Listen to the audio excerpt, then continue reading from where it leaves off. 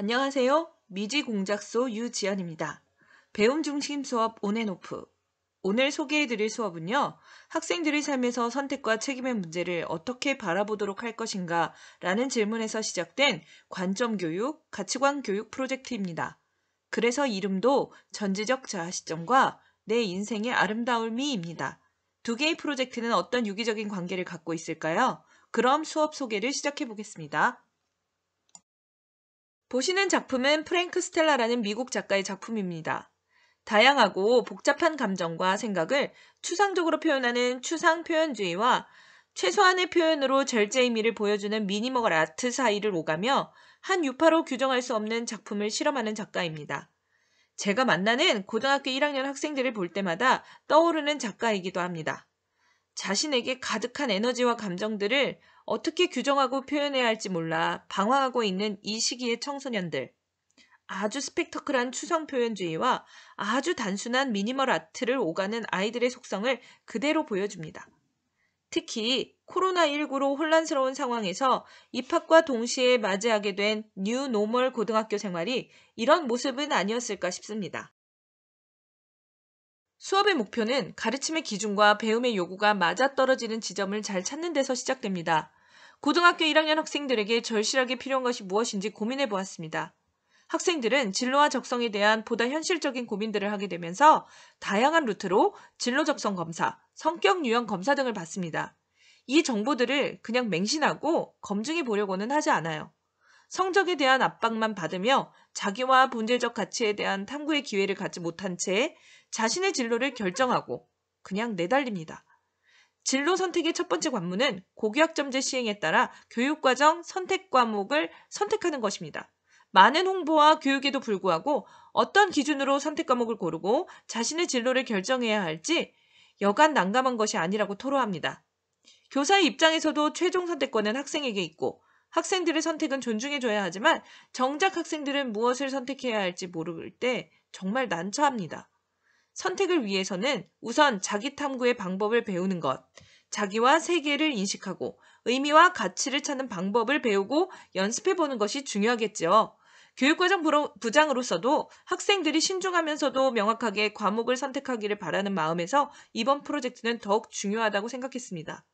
미술 교과의 표현을 빌려보자면 진로 탐구는 결국 나와 세계를 관찰하고 이를 표현하는 활동과 매우 긴밀한 연관성이 있음을 강조하였습니다. 어려운 것은 하지 말자. 내가 할 수 있는 것으로 아이들의 배움과 성장을 도와보자. 수업과 업무 효율을 동시에 높여보자.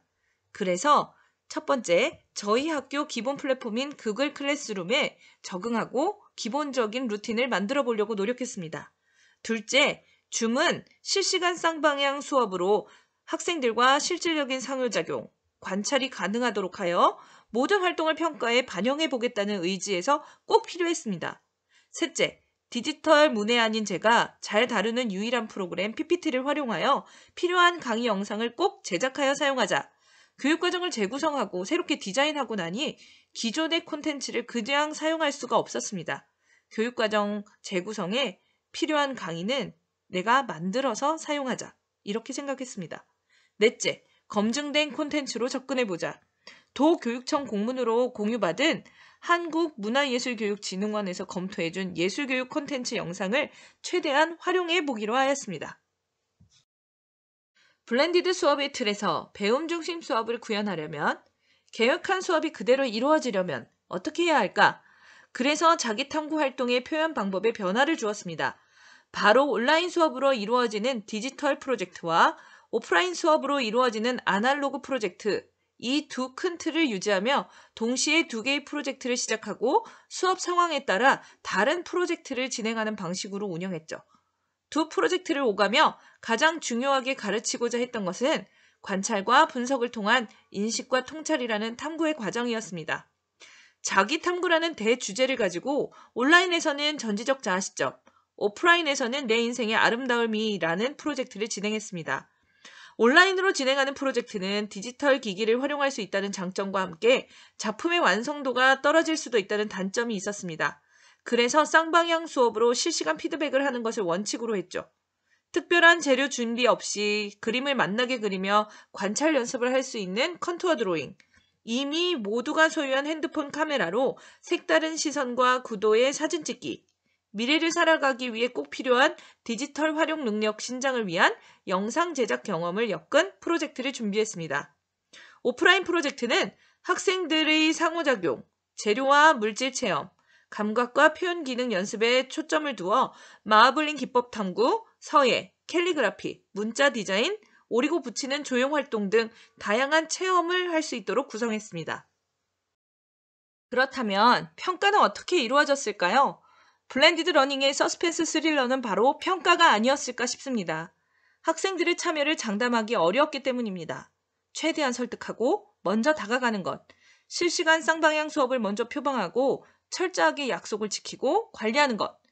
가장 어려운 일이었지만 돌이켜보면 활동지를 체계적으로 구조화하여 활동 수업을 충분히 이해하도록 도왔고 활동지가 안내서가 되어 다음 과정을 예측할 수 있도록 제시한 것이 학생들의 지속적인 관리가 되었고 수업 정면으로 끌어들이는 데 가장 쉬운 방법이었다는 생각이 듭니다.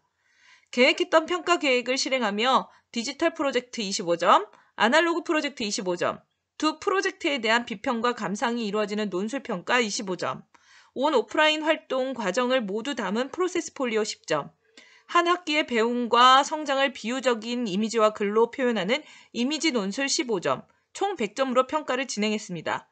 모든 영역이 유기적으로 연결되어 있기 때문에 과정을 소홀히 할 수 없는 구조를 만들고 참여를 독려했습니다.